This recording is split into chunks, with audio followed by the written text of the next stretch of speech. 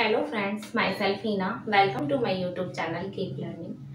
आज के इस वीडियो में हम पढ़ेंगे अकबर के विषय में। इससे पहले हम अकबर के विषय में एक वीडियो और बना चुके हैं जिसमें हमने अकबर के प्रारंभिक जीवन के बारे में पढ़ा है कि अकबर ने अपने साम्राज्य विस्तार के लिए कौन कौन सी नीतियाँ अपनाई, कौन कौन से युद्ध किए, इन सब चीज़ों के बारे में हम पहले पढ़ चुके हैं। और आज के इस वीडियो में हम पढ़ेंगे अकबर ने क्या क्या प्रमुख निर्माण कार्य किए, ये समाज हित के लिए उसके द्वारा क्या क्या कार्य किए गए, इन सारी चीज़ों के बारे में आज के अपने इस वीडियो में हम पढ़ेंगे। अकबर का सेकंड पार्ट है। इससे पहले पार्ट 1 अकबर के बारे में वीडियो है, उसको आप मेरे चैनल पर देख सकते हैं, प्लेलिस्ट में उसको आप देख सकते हैं। तो आज का ये वीडियो है हमारा अकबर के विषय में, ठीक है, सेकंड पार्ट। तो स्टार्ट करते हैं। अकबर के द्वारा क्या क्या प्रमुख निर्माण कार्य किए गए उनके बारे में आज हम पढ़ते हैं। तो सबसे पहले स्टार्ट करते हैं। ये हमने पहले वीडियो में ही पढ़ लिया था कि अकबर का जो शासनकाल था 1556 से 1605 ईस्वी तक था। 1556 में उसका राज्याभिषेक हुआ और वो यहाँ का शासक बना मुगल साम्राज्य का, और 1605 ईस्वी तक क्या है उसने शासन किया। आज के इस वीडियो में हम पढ़ते हैं उसके कार्य। तो अकबर द्वारा किए गए कुछ प्रमुख निर्माण कार्य, उसने क्या क्या निर्माण कार्य किए, क्या क्या उसने इमारतें बनवाई, उनके विषय में पढ़ते हैं। तो देन स्टार्ट। अकबर ने आगरा का लाल किला बनवाया। आगरा में लाल किले का निर्माण क्या है, अकबर द्वारा कराया गया। जो लाल किला है वो दो हैं, एक तो अपना दिल्ली में है, दिल्ली का लाल किला जिसका निर्माण किसने कराया था, शाहजहां ने कराया था। एक लाल किला आगरा में भी है, उसका निर्माण अकबर के द्वारा करवाया गया था। ये बहुत ही कंफ्यूजिंग प्रश्न हो जाता है, कई बार पेपर में बहुत ही कंफ्यूजन क्रिएट करता है कि ये आगरे के लाल किले का निर्माण किसने कराया है। तो इस पॉइंट को हमें मेनली याद रखना है कि जो आगरे का लाल किला है उसका निर्माण अकबर के द्वारा कराया गया, और जो दिल्ली का लाल किला है उसका निर्माण शाहजहां के द्वारा करवाया गया। इसके अलावा इसने लाहौर का किला बनवाया, इलाहाबाद का किला बनवाया, और 1571 ईस्वी में इसने फतेहपुर सीकरी शहर बसाया, जिसे बाद में इसने अपनी राजधानी भी बनाया था। 1571 में फतेहपुर सीकरी शहर बसाया। हरकाबाई का महल बनवाया। इनकी प्रिय रानी थी हरकाबाई, जिन्हें जोधाबाई के नाम से भी जाना जाता है, लेकिन इतिहास में कहीं भी जोधाबाई नाम का जिक्र नहीं है। इतिहास में उनका नाम जो है वो हरकाबाई ही मिलता है, इसीलिए हम उन्हें हरकाबाई कहते हैं। हरकाबाई का महल इन्होंने बनवाया। 1573 ईस्वी में अकबर द्वारा बुलंद दरवाजे का निर्माण करवाया गया। ये बुलंद दरवाजे का निर्माण फतेहपुर सीकरी में ही करवाया था, और बुलंद दरवाजे को फतेहपुर सीकरी का प्रवेश द्वार भी कहा जाता है। ये बुलंद दरवाजा जो है वो फतेहपुर सीकरी का प्रवेश द्वार है। और बुलंद दरवाजे का जो निर्माण है वो अकबर के द्वारा, जब उसने गुजरात पर विजय करी थी, इससे पहले वाले वीडियो में हमने पढ़ा था गुजरात विजय के विषय में। तो जब उसने गुजरात विजय कर ली थी, गुजरात में विजय प्राप्त कर ली थी, वहां पर अपना शासन कर लिया था, तो उस उपलक्ष्य में, उस जीत के उपलक्ष्य में इसने बुलंद दरवाजे का निर्माण 1573 ईस्वी में करवाया। और फिर क्या करता है, 1575 ईस्वी में अकबर ने यहाँ पर ही फतेहपुर सीकरी में ही इबादत खाने की स्थापना करी। इबादत खाना क्या था कि वहाँ पर सभी धर्मों के जो धर्म गुरु थे वो आकर अपने अपने धर्म के विषय में चर्चा करते थे। अकबर सभी धर्मों के, अलग अलग धर्मों के जो गुरु थे, धर्म गुरु, उनको बुलाता था और उनसे उनके धर्म के विषय में जो महत्वपूर्ण बातें होती थी, जो अच्छी बातें होती थी, उनके बारे में जानकारी प्राप्त करता था। ईसाई, सिख और क्या हिंदू, मुस्लिम, सभी धर्मों के धर्मगुरु यहाँ पर आके अपने धर्म की चर्चा करते थे और अकबर के सामने अपनी धर्म को उच्च कोटि का प्रस्तुत करने के लिए भिन्न भिन्न प्रकार के तथ्य प्रस्तुत करते थे। तो एक इबादत खाने की स्थापना अकबर के द्वारा करवाई गई थी, जो 1575 ईस्वी में कराई। और कहाँ पर करवाई थी, ये फतेहपुर सीकरी में ही कराई थी। अकबर के द्वारा पंचमहल का भी निर्माण कराया गया। ये जो पंचमहल है, ये 5 मंजिला महल है, 5 मंजिलों में ये है। तो ये पंचमहल का निर्माण भी अकबर के द्वारा ही करवाया गया था। इसके अलावा ये तो थे अकबर के द्वारा किए गए कुछ प्रमुख निर्माण कार्य। और भी बहुत सारे कार्य जो अकबर ने किए, उनके बारे में हम आगे पॉइंट टू पॉइंट पढ़ते रहेंगे। तो 1582 में अकबर ने दीन ए इलाही धर्म चलाया। दीन ए इलाही धर्म जो था वो अकबर के द्वारा चलाया गया। इस धर्म के क्या थे, 12 सिद्धांत थे दीन ए इलाही धर्म के। दीन ए इलाही कब चलाया था अकबर ने, 1582 में ये धर्म चलाया। इसके 12 सिद्धांत थे। और इसको जो मानने वाले लोग थे वो कितने थे, 22 इसके अनुयायी थे। इन्हीं अनुयायियों में, मतलब इनको मानने वाले में एकमात्र हिंदू जो अनुयायी था वो कौन था, बीरबल। बीरबल जिसने इस धर्म को अपनाया, बीरबल एकमात्र हिंदू था जिसने दीन इलाही धर्म को अपनाया। ये पॉइंट याद करने के लिए बहुत ही इंपॉर्टेंट है, दीन इलाही धर्म को अपनाया। पेपर में पूछ लिया जाता है कि किस हिंदू ने दीन इलाही धर्म को अपनाया, तो किसने अपनाया था, बीरबल ने।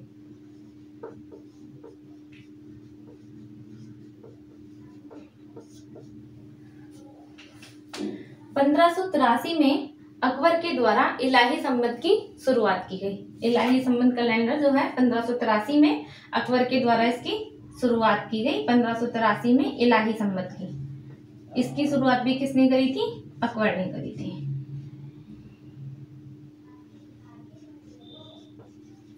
अब हम पढ़ लेते हैं अकबर के द्वारा किए गए कुछ सैन्य सुधार कार्य, कि सेना में जो उस समय क्या थी, सेना बहुत ही, जो शासन होता था पूरा उसका बहुत ही सबसे महत्वपूर्ण अंग जो होता था साम्राज्य का, वो क्या होती थी, उसकी सेना होती थी। तो सेना में सुधार के लिए अकबर द्वारा जो जो कार्य किए गए उनके विषय में कुछ चीजें हम पढ़ते हैं आज।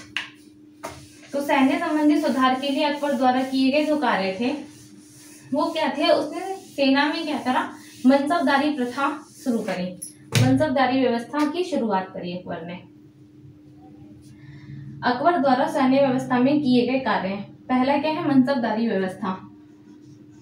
अब थोड़ा सा हम इस मनसबदारी को समझ लेते हैं कि मनसबदारी क्या है।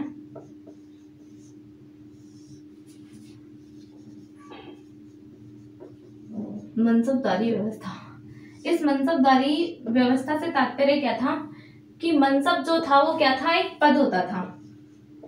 पद मतलब किसी की पोस्ट, कि वो किस पोस्ट पे है, मतलब मनसब से व्यक्ति के पद का पता चलता था कि वो कितने बड़े पद पर है, उसका ओहदा जो है वो कितना बड़ा है। तो उसके लिए उसने क्या करा था, मनसबदारी व्यवस्था शुरू कर दी थी और इन मनसबों को अलग अलग भागों में विभाजित कर दिया था। जैसे मनसब डिसाइड कर दिए थे, जो सबसे छोटा मनसब था वो 10 का था और सबसे बड़ा जो मनसब था वो 12,000 तक मनसब था। तो ये जो थे 10 और 12, ये इस बात का प्रतीक थे कि जितना बड़ा मनसब होगा उतना बड़ा क्या है, इस व्यक्ति का क्या होगा, पद होगा। तो पद और वेतन, मनसब में दो चीजें थी, पद और वेतन, और दूसरा था सवार। पद और वेतन, जैसे किसी का 10,000 का मनसब है तो उसका क्या है, पद क्या होगा, ऊंचा पद होगा, बड़ा पद होगा, उसके साथ साथ उसका वेतन भी क्या होगा, ज्यादा होगा। और किसी का 5,000 का मनसब है तो ये मनसब क्या है, छोटा मनसब है, 5,000 10,000 से छोटा मनसब है ना। तो इसका जो पद है वो इस 10,000 वाले से इसका पद क्या होगा, छोटा होगा। तो जितना बड़ा मनसब होता था उसके हिसाब से उसको क्या है, सवार, घोड़ सवार रखने की वो दी जाती थी, छूट दी जाती थी। इसके साथ ही कि मतलब उसे अपने, इसके पास कितनी सेना होगी, जिसके पास जितना बड़ा मनसब होता था उतनी ही ज्यादा अधिक मात्रा में उसको क्या था, सैनिक रखने का अधिकार था। घोड़े उसको दिए जाते थे अपनी सेना में सम्मिलित करने के लिए, घुड़सवार दिए जाते थे। तो ये था आपका मनसबदार व्यवस्था।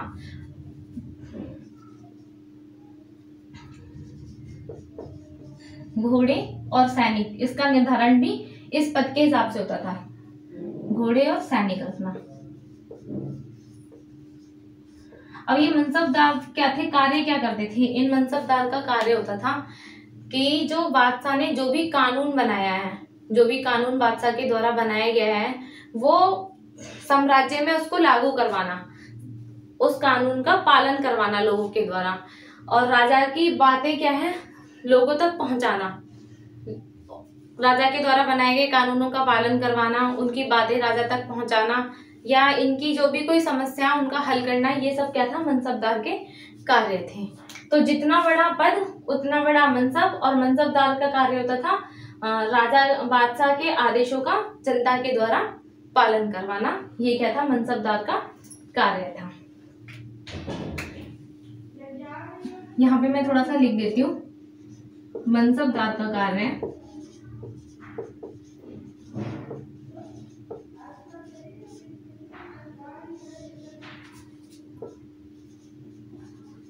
राजा की युद्ध के समय सहायता करना,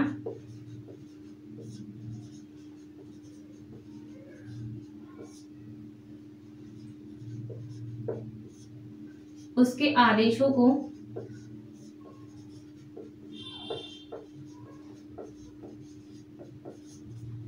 जनता तक पहुंचाना,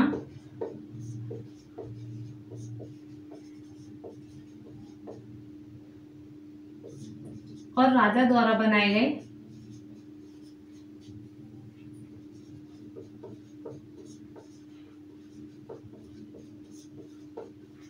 कानूनों को लागू करवाना, ये कार्य होते थे मनसबदार के। ये युद्ध के समय राजा की सहायता करते थे, भारी आक्रमण के समय राजा की सहायता करते थे। ये जब भी राजा को कोई भी सहायता की आवश्यकता होती थी तो मनसबदार क्या है उनके लिए हमेशा तैयार खड़े रहते थे। तो हर व्यक्ति को उसके पद के हिसाब से क्या है मनसब सौंपे जाते थे। जैसा कि हमने पढ़ा है कि हिंदू शासकों में, हिंदुओं में जो मानसिंह थे, हरका भाई के जो भतीजे थे, उनको सबसे बड़ा मनसब प्राप्त था। हिंदू शासकों में उनको 7,000 का मनसब प्राप्त था। मतलब जो उनका मनसब जो था वो काफी बड़ा मनसब था। अच्छे सेनापतियों में उनकी गिनती थी, उन्हें 7,000 का मनसब प्राप्त था। ये तो थे उसके सेना में सुधार के लिए, सेना व्यवस्था में सुधार के लिए किए गए कार्यों में मनसबदारी प्रथा थी। मनसबदारी की शुरुआत करी अकबर ने। और क्या करा उसने, घोड़ा दाग प्रथा की शुरुआत करी। और सैनिकों का हुलिया, ये जो घोड़ा दाग और सैनिकों का हुलिया है, इसकी शुरुआत जो थी अलाउद्दीन खिलजी के द्वारा करी गई थी, लेकिन इसका जो अनुकरण था बाद में अकबर के द्वारा भी किया गया। उसने भी अपनी सेना में जो था घोड़े पर दाग की प्रथा स्टार्ट करी, कि जिससे कि क्या है कि घोड़ों की पहचान की जा सके, और जो सैनिक थे उनके हुलिया का पूरा विवरण लिखवाया गया, लिखित रूप में उनका हुलिये का विवरण रखा गया। जो पहले शुरुआत थी इसकी अलाउद्दीन ने करी, और इसका अनुकरण किसने करा, इसका पालन बाद में अकबर के द्वारा किया गया। अब है अकबर के द्वारा किए गए कुछ कृषि संबंधी सुधार। कृषि में सुधार के लिए अकबर ने क्या क्या कार्य किए।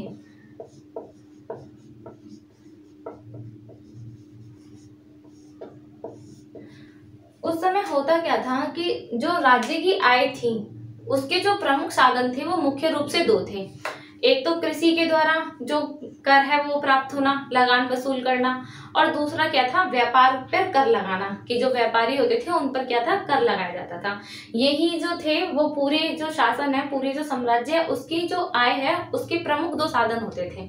तो इस पर ध्यान देना क्या था, राजा का प्रमुख कर्तव्य था कि इन चीजों पर विशेष रूप से ध्यान दिया जाए। तो अकबर ने भी अपनी कृषि संबंधी कार्यों पर बहुत ही ध्यान दिया, और इसके लिए उसने क्या करा कि जो लगान था उसका निर्धारण कर दिया। क्या कर दिया, 1/3 भू राजस्व का निर्धारण कर दिया गया। इसके अलावा इसने टोडरमल को यह कार्य सौंपा। टोडरमल थे, इनको इसने कार्य सौंपा कि भूमि का माप किया जाए। भूमि जो है, किसानों के पास जो भूमि है उसका माप किया जाए, और माप के बाद और उनकी उपज के हिसाब से इस बात का निर्धारण करा जाए कि किसको कितना लगान क्या है, शासक सम्राट को देना है, शासक को कितना लगान उसे देना है, ये किसान को पहले से पता होना चाहिए। तो इसका निर्धारण टोडरमल को इसका कार्य सौंपा गया कि भूमि का माप किया जाए और क्या है उनका लगान निश्चित किया जाए।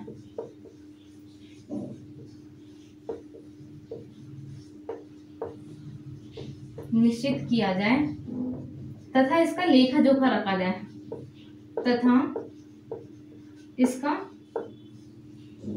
लेखा रखा जाए, मतलब लिखित रूप में ये चीजें क्या है रिकॉर्ड में होनी चाहिए, लेखा रखा जाए।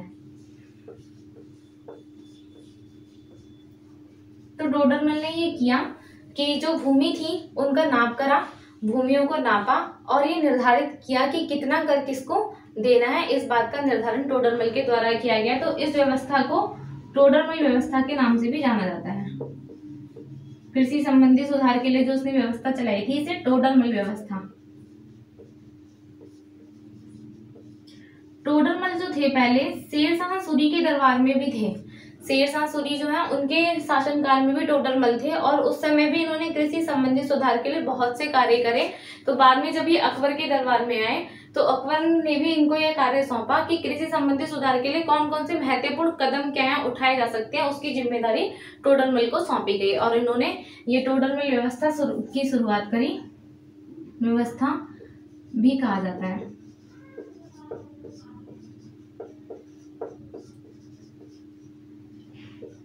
1583 में भूमि माप का एक पैमाना तैयार किया।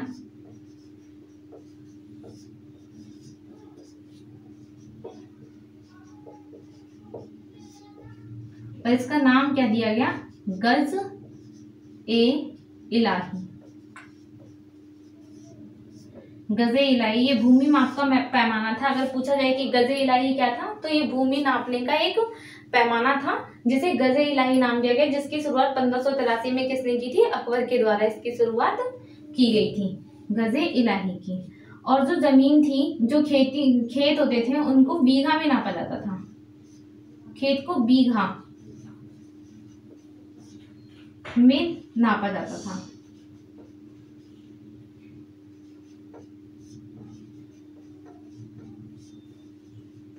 और एक बीघा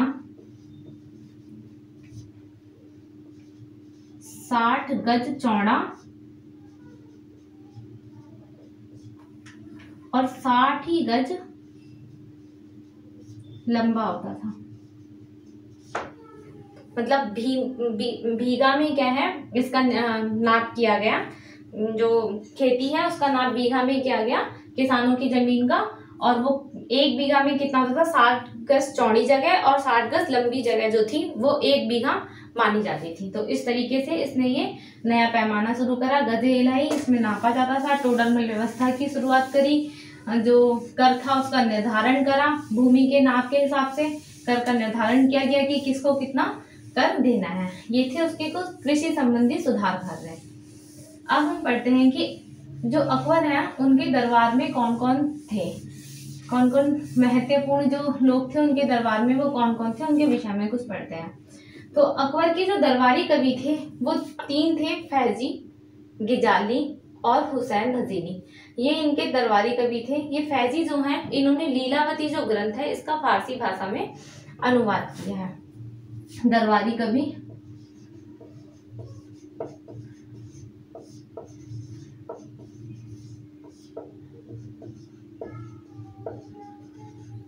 फैजी जो थे इन्होंने लीलावती का, ये भी कई बार पूछ लिया जाता है कि लीलावती का फारसी भाषा में अनुवाद किसने किया है? लीलावती ग्रंथ का फारसी भाषा में अनुवाद किया है।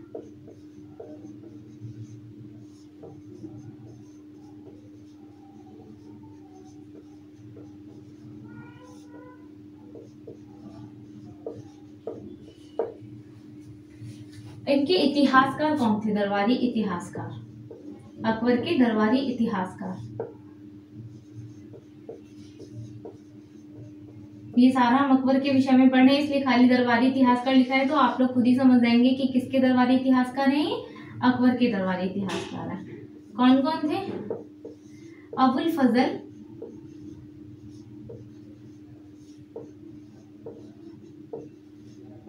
और बदायूनी।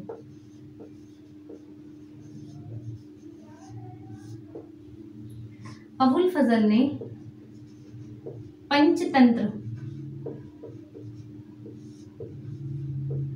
पंचतंत्र का फारसी भाषा में अनुवाद किया।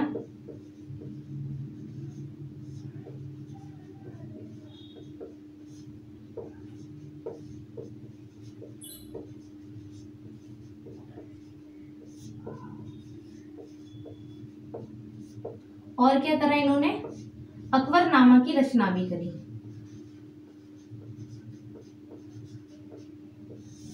अबुल फजल के द्वारा ही क्या लिखा गया था? अकबरनामा लिखा गया था। अकबरनामा क्या है? 3 पार्ट में है।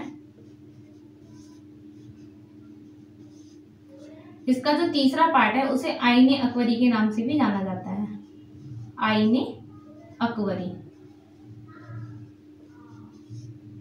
तो अकबरनामा की रचना किसके द्वारा की गई थी?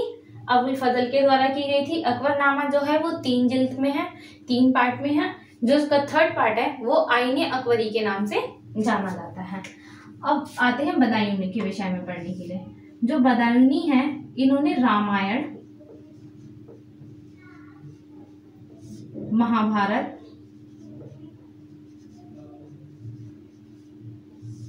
इन दोनों ग्रंथों का फारसी भाषा में अनुवाद किया।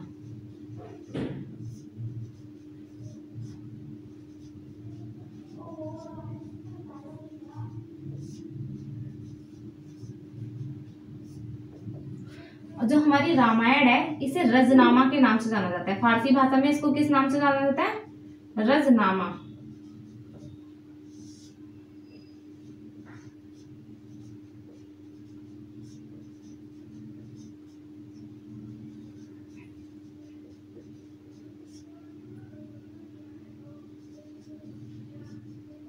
तो महाभारत और रामायण का जो फारसी में अनुवाद था वो बदायूनी के द्वारा किया गया। किसके शासनकाल में? अकबर के शासनकाल में। और जो अब हमारी रामायण है, हमारी धार्मिक पुस्तक, उसको फारसी भाषा में रजनामा के नाम से जाना जाता है। तो ये थे इसके अकबर के दरबारी इतिहासकार। इनके सिवा अकबर के दरबार में 9 रत्न थे। उन 9 रत्नों में कौन कौन शामिल था इनके विषय में पढ़ लेते हैं। अकबर के जो 9 रत्न थे उनमें थे, प्रमुख जो थे वो थे अबुल फजल। अबुल फजल जब वो इसने ये चलाया था, दीन इलाही धर्म जो चलाया था, इसके जो प्रधान पुरोहित जो थे, मतलब सबसे बड़े जो धार्मिक वो थे, इनको मानने वाले जो गुरु थे वो कौन थे? अबुल फजल थे। अबुल फजल ने सबसे पहले क्या है, दीन इलाही धर्म को अपनाया। तो अबुल फजल इनके 9 रत्नों में शामिल थे। अबुल फजल। बदायूनी के विषय में हमने अभी पढ़ा, जिन्होंने महाभारत और रामायण का क्या है, फारसी भाषा में अनुवाद किया। तो ये भी इनके दरबार में थे। और कौन थे? थोड़ा सा गलत हो गया, ये इतिहासकार थे अबुल फजल, और ये बदायूनी नहीं थे उनके 9 रत्नों में। अबुल फजल तो थे लेकिन बदायूनी नहीं थे। तो अकबर के 9 रत्न थे। पहले पढ़ते हैं बीरबल के विषय में।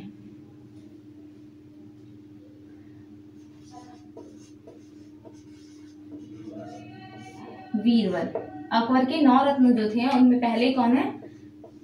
बीरबल। बीरबल बहुत ही ज्ञानी व्यक्ति थे और इनकी जो हाजी जवाबी थी, मतलब तुरंत किसी बात का उत्तर दे देना, इससे क्या थे, अकबर बहुत ही प्रसन्न रहते थे। इनका जो वास्तविक नाम था वो क्या था? महेश दास था।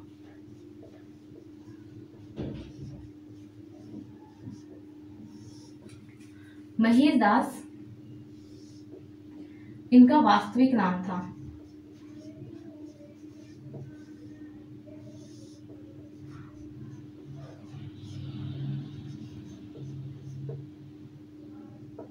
बीरबल से अकबर बहुत ही ज्यादा क्या थे, प्रभावित रहते थे।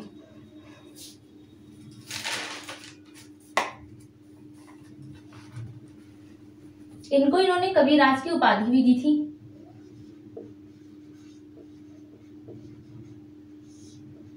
कविराज की उपाधि भी दी गई। किसने दी इन्हें कविराज की उपाधि? बीरबल ने इन्हें कविराज की उपाधि दी। हालांकि ये कवि थे नहीं, लेकिन फिर भी बीरबल के द्वारा क्या है, इन्हें कविराज की उपाधि वो दी गई थी। बीरबल एकमात्र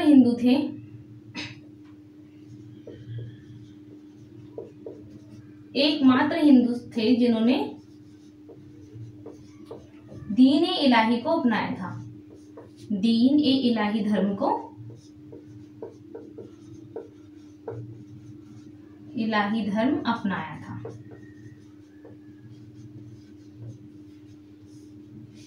तो पहले नवरत्न के विषय में हम पढ़ चुके हैं, वो कौन थे? बीरबल थे।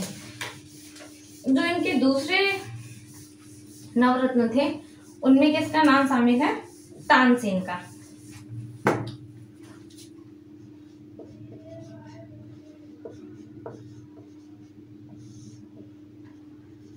दरबारी संगीतज्ञ थे ये।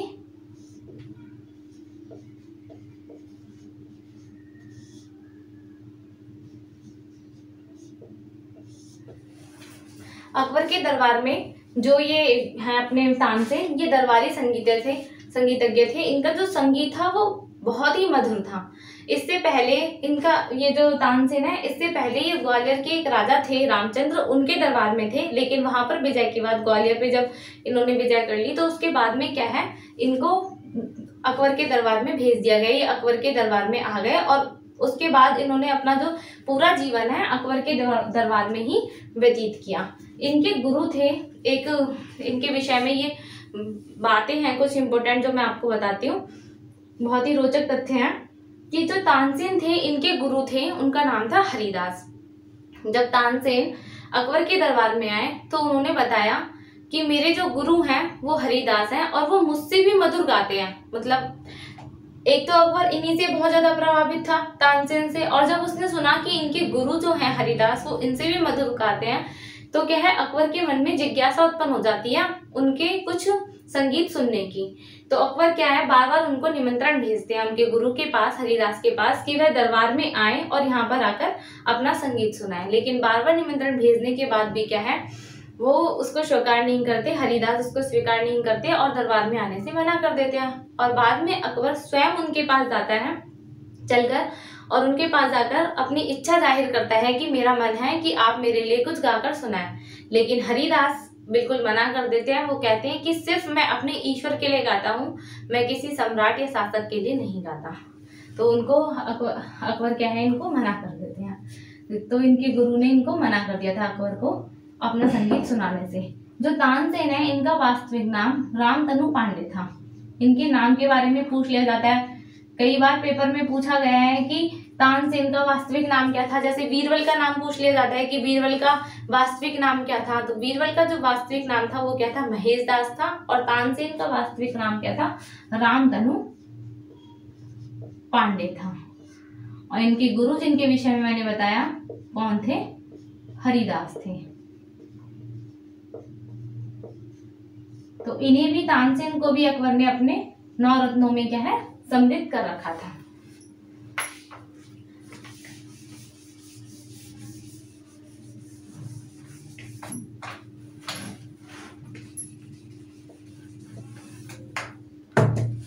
अब पढ़ते हैं अब्दुल रहीम के बारे में।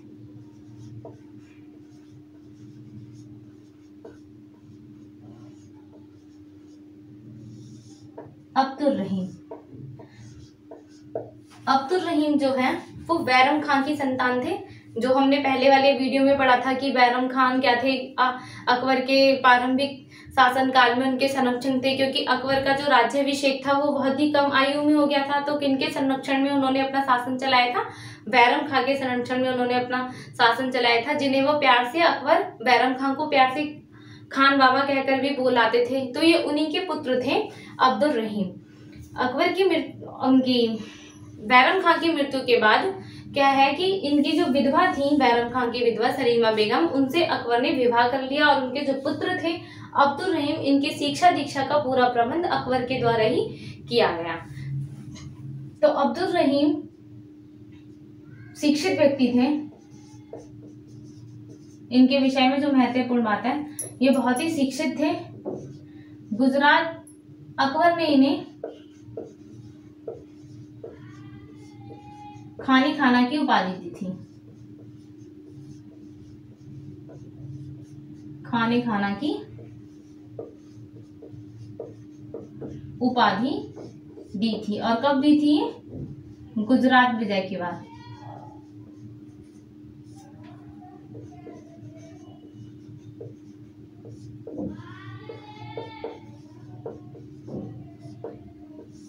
गुजरात विजय के बाद अब्दुल रहीम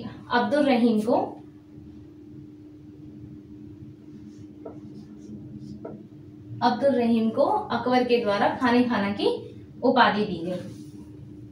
अब पढ़ते हैं अबुल फजल के विषय में।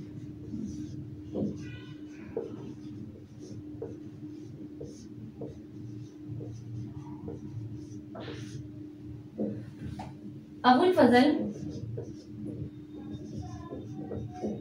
अकबर के दरबार में इतिहासकार थे।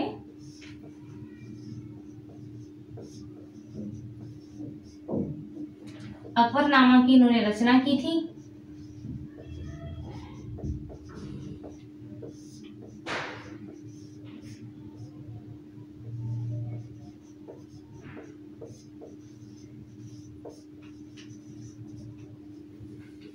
ये थे इनके चौथे नवरत्नों में जो चौथे थे वो कौन थे? अबुल फजल।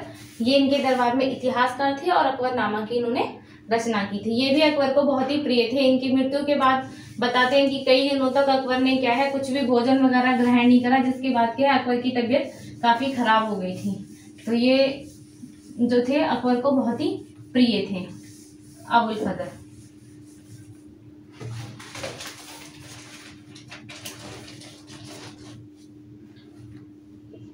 फैजी।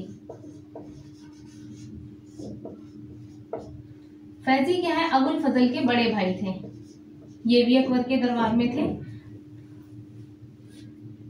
फैजी अबुल फजल के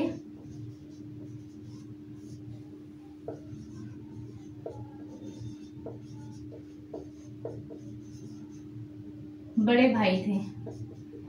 इन्हें अकबर ने इन्हें राजकवि की उपाधि दी थी। किसकी उपाधि दी थी? राजकवि।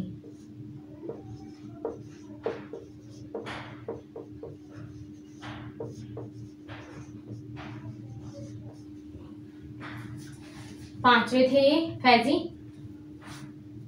छठा हम पढ़ते हैं मान सिंह के विषय में।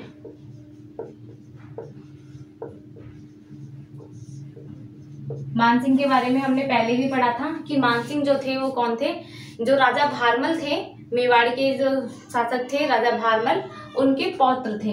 उनके जो थे ये बेटे के बेटे थे मान सिंह, भगवान दास के पुत्र थे, पोते थे मान सिंह। और ये क्या थे? इनके दरबार में, अकबर के दरबार में प्रमुख सेनापति थे।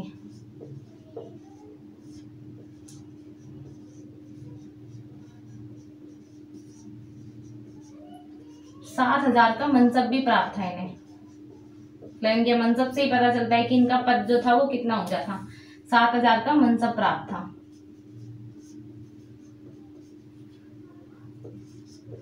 हरका भाई के भतीजे थे। जो इनके विषय में महत्वपूर्ण तथ्य वो मैं लिख देती हूँ। हरका भाई के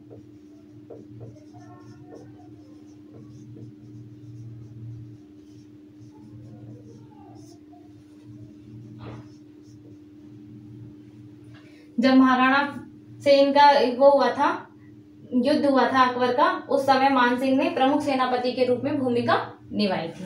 हरका भाई के भतीजे थे।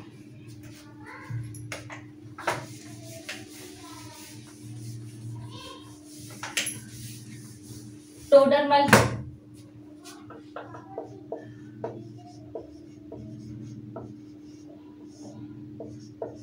ये भी अकबर के दरबार में थे और भूमि सुधार संबंधी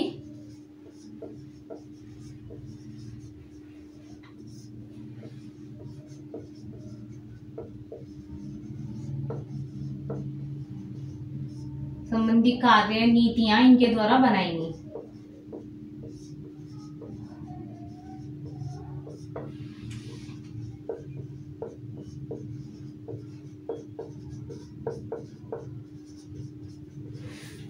भूमि सुधार के लिए क्या क्या कार्य कर रहे हैं इसकी जिम्मेदारी अकबर ने टोडरमल को सौंप रखी थी। तो जो भूमि सुधार के लिए जो भी कार्य थे, जो भी नीतियां थी, वो टोडरमल के द्वारा बनाई गई थी। मुल्ला दो प्याजा, ये बहुत ही हाजिर जवाब व्यक्ति थे, इसीलिए क्या थे, अकबर को बहुत ही प्रिय थे। मुल्ला दो प्याजा हाजिर जवाब व्यक्ति थे। हकीम हुमायूं जो थे,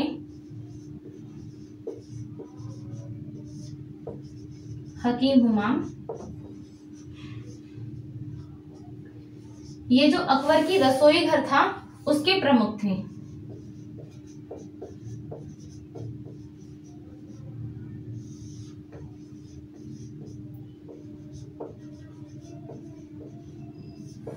जो भी खाना बनता था वो हकीम हुमायूं की देखरेख में ही बनता था और अकबर के बहुत ही क्या थे, ये मतलब विश्वास पात्र इंसान थे, जिन पर अकबर बहुत ही विश्वास करता था कि उनके देखरेख में बना गया जो खाना है वो क्या होगा, पूरी तरीके से मेरे लिए सुरक्षित होगा, किसी भी प्रकार की उसके अंदर क्या है कोई भी मिलावट नहीं की गई होगी। मतलब कोई उस टाइम क्या होता था कि राजा को जान से मारने के लिए तरह तरह की चालें चली जाती थी, तो राजा के लिए जो खाना भी होता था ना, वो भी बहुत ही चेक करके राजा के सामने प्रस्तुत किया जाता था, बहुत देख रेख में उसके लिए बनता था, राजा के लिए खाना बनता था।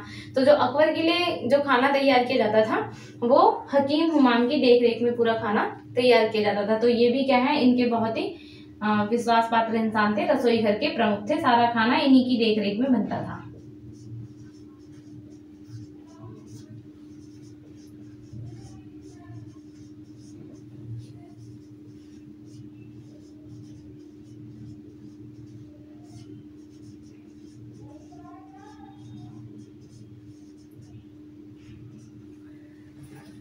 ये थे अकबर के नवरत्न या 9 रत्न, जो 9 व्यक्ति थे जिन्हें रत्नों के नाम से जाना जाता है,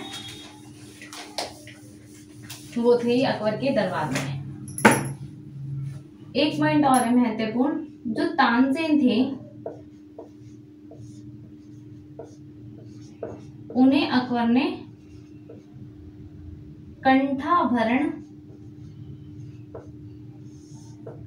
कंठाभरण वासी की उपाधि भी अकबर के द्वारा इन्हें दी गई थी। कंठाभरण वासी की उपाधि।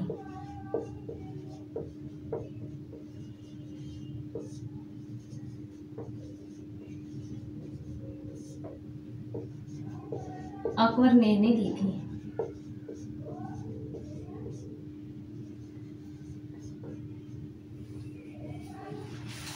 तो ये था अकबर के विषय में जो आज हमने पढ़ा कि उसने क्या क्या प्रमुख कार्य करे, क्या कौन कौन से उसने निर्माण कार्य कराए, भूमि सुधार के लिए उसके द्वारा जो कदम उठाए गए, सैन्य व्यवस्था में सुधार के लिए उसके द्वारा जो कदम उठाए गए, और समाज हित के लिए जो उसने कार्य करे, उनके विषय में हमने पढ़ा है। एक और पॉइंट है जजिया कर। अकबर ने जजिया कर की भी समाप्ति कर दी थी। जजिया कर की समाप्ति, ये इसने कब करी थी? जजिया कर की समाप्ति 1564 ईस्वी में अकबर के द्वारा जजिया कर की समाप्ति की गई थी। और भी जो उसने समाज में समाज सुधार के लिए जो उसने कार्य करे, उनमें क्या था, इसने बाल विवाह पर रोक लगाई। बाल विवाह पर रोक लगाने के साथ ही इसने जो विवाह था उसकी आयु सीमा जो थी वो निर्धारित कर दी थी कि कन्याओं का विवाह 14 वर्ष से कम आयु में नहीं किया जाएगा, और पुरुष जो है उनका विवाह जो है वो 16 साल से कम आयु में नहीं किया जाता। स्त्री पुरुष दोनों के लिए इसने क्या है, आयु का निर्धारण करा था। बाल विवाह पे रोक के साथ साथ इसने विधवा विवाह को प्रोत्साहन दिया कि अगर कोई विधवा हो जाता है तो उसका विवाह करने पर किसी प्रकार की कोई भी रोक टोक नहीं होनी चाहिए। सती प्रथा पर इसने रोक लगाई, जो उस समय पति के मर जाने के बाद स्त्री को सती कर दिया जाता था, इस पर भी इसके द्वारा रोक लगाई गई। ये इसके द्वारा समाज हित में किए गए कुछ कार्य थे। विधवा विवाह पर रोक, सती प्रथा, विधवा विवाह को प्रोत्साहन, सती प्रथा पर रोक, दास प्रथा का अंत, बाल विवाह पर रोक और जजिया कर की समाप्ति, ये अकबर के द्वारा किए गए समाज हित के कुछ कार्य थे। तो आज का हमारा ये टॉपिक खत्म होता है, जिसमें हम अकबर के विषय में पूरा पढ़ चुके हैं। अब से जो हमारा अगला वीडियो होगा उसमें हम पढ़ेंगे अकबर के उत्तराधिकारी जहांगीर के विषय में। तब तक के लिए बाय, टेक केयर। अगर आपको मेरा ये वीडियो पसंद आया हो तो प्लीज़ इसे लाइक और सब्सक्राइब करना ना भूलें। Thank you so much.